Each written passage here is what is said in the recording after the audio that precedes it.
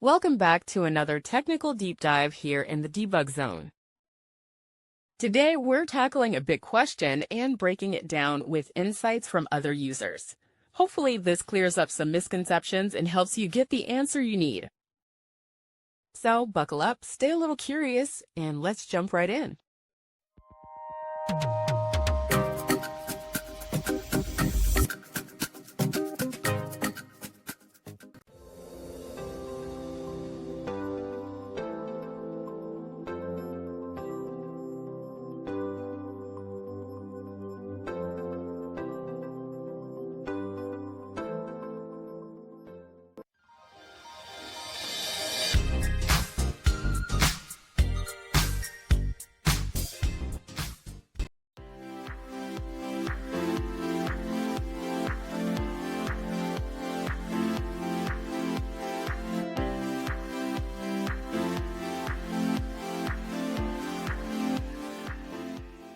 And that's a wrap.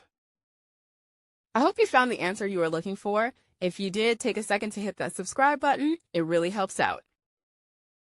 And let me know in the comments which solution worked best for you. See you next time in the debug zone.